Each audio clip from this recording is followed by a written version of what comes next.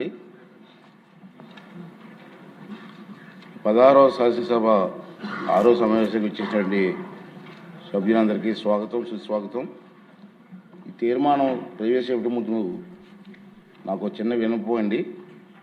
సభలో చర్చించే అంశాలపై సభాపతి స్థానంలో ఉన్నవారు సాధారణంగా తమ అభిప్రాయాలను వ్యక్తం చెయ్యరు.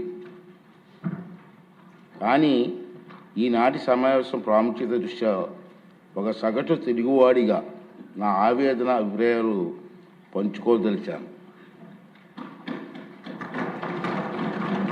5.5 కోట్ల మంది ఆంధ్రులు ఆకాంక్షలను ఈ పవిత్రమైన సభ ఒక ప్రతిరూపం.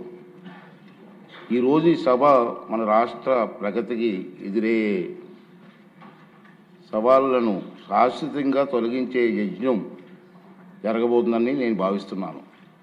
ఈ పవిత్ర యజ్ఞంలో భాగస్వాములయ్యే భాగ్యం మనందరికీ లభించింది. 2014లో నడి సముద్రంలో చుక్కాని లేని నావలాగా కొట్టుకొమిట్లాడుతున్నటువంటి నూతన రాష్ట్రాన్ని తీరం చేర్చే ఒక చారిత్రాత్మక బాధ్యతను తెలుగు ప్రజలు దార్శనికుడిగా అయినటువంటి చంద్రబాబు నాయుడు గారికి అప్పగించారు. ఆయన తన అపార అనుభవాలను రంగరించి రాష్ట్రాన్ని ప్రగతి బాటలో నడపడానికి ఒక సమగ్రమైన ప్రణాళిక సిద్ధం చేశారు. అందులో భాగంగా సత్వరం శాశ్వత రాజధాని నిర్మాణం అవసరమని నిర్ణయానికి వచ్చారు. అత్యంత ప్రజాస్వామ్య పద్ధతిలో అందరినీ సంప్రదించి భౌగోళికంగా రాష్ట్ర కేంద్ర బిందువు అయిన అమరావతిని రాజధానిగా అభివృద్ధి చేయాలని ఆ రోజు నిర్ణయించడం జరిగింది. చంద్రబాబు నాయుడు గారి నాయకత్వం మీద అపారమైన విశ్వాసం చూపుతూ ఈ ప్రాంత రైతులు తన సారవంతమైన సాగు భూములను రాష్ట్రాభివృద్ధికి కోసం త్యాగం చేశారు. ఆ విషయం మనందరికీ తెలుసు. అన్నదాతల అండతో, ఆశీర్వాదంతో, వాయువేగంతో, మనోవేగంతో రాజధాని నిర్మాణ పనులు కూడా ప్రారంభమయ్యాయి. దురదృష్టవశాత్తు 2019లో ఆ ప్రగతి రథానికి అడ్డంకులు ఎదురయ్యాయి. ప్రపంచవ్యాప్తంగా సభ్య సమాజంలో, ప్రజాస్వామిక వ్యవస్థలో కనీ విని ఎరగని రీతిలో ఆంధ్రప్రదేశ్లో 5 ఏళ్ల పాటు వైపరీత్యమైన చోటు చేసుకున్న సంగతి మీరు అందరూ చూశారు. ప్రజాస్వామ్యంలో ప్రభుత్వాలు మారడం సహజం, కానీ పరిపాలన అనేది ఒక నిరంతర ప్రక్రియ. ప్రభుత్వాలు మారినప్పుడల్లా గత ప్రభుత్వాలు చేపట్టిన పనులు కొనసాగుతూనే ప్రజలకు మరింత సేవలు చేయడానికి కొత్త ప్రభుత్వాలు కొత్త విధానాలు ప్రవేశపెట్టడం సహజంగా మనం చూస్తూ ఉంటాం. ఆ క్రమంలో గత ప్రభుత్వ హయాంలో చేపట్టిన మంచి పనులు మాత్రం అడ్డుకోరు. కానీ అందుకు భిన్నంగా 2019 నుండి 2024 వరకు పాలకులు తమ చేతికి కొబ్బరికాయ దొరికినట్టు, తన చేతికి అన్నాను, వేరే అనలేదు, చేతికి అన్నాను, తన చేతికి కొబ్బరికాయ దొరికినట్టుగా ప్రవర్తించారు. ప్రజలకు మేలు చేసే ఏ మంచి పని కొనసాగరాదని ప్రతిజ్ఞ చేశారు. తిరోగమన విధానాలతో రాష్ట్ర విధ్వంసానికి కంకణం కట్టుకున్నారు. దురదృష్టవశాత్తు వారి అప్రజాస్వామిక ప్రగతి నిరోధక పోకడల వల్ల రాష్ట్రం కనీసం 50 ఏళ్ల వెనక్కి వెళ్ళిపోయింది. పాలకులకు కూడా మతి భ్రమించవచ్చునని, వారు విధ్వంసానికి పాల్పడగలరని ప్రజలు ఊహించారు. పర్యవసానంగా రాష్ట్ర భవిష్యత్తు అగమ్య గోచరమైంది. రాజధాని కోసం భూములు ఇచ్చిన రైతులు వీధిని పడ్డారు.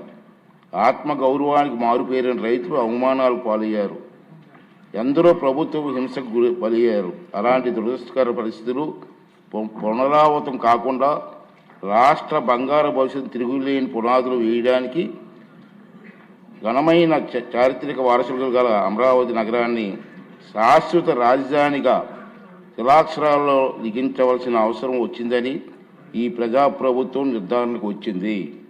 ముఖ్యమంత్రి చంద్రబాబు నాయుడు గారు దృఢ సంకల్పంతో చేసే కృషి ఫలితంగా రాష్ట్ర విభజన చట్టంలో తగు సవరణ తీసుకురావడానికి కేంద్ర ప్రభుత్వం సూత్రప్రాయంగా అంగీకరించినట్టు తెలిసింది.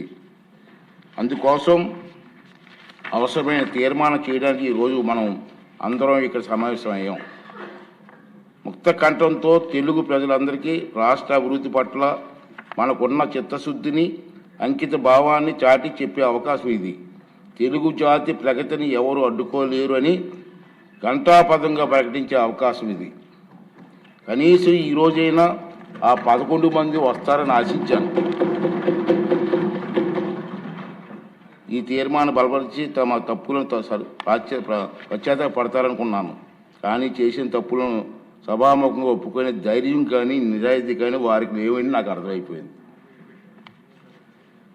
రైతన్నల ఉసురు తగిలిన తర్వాత కూడా గుణపాఠం నేర్చుకునే ఉద్దేశం వారికి లేదనిపిస్తుంది.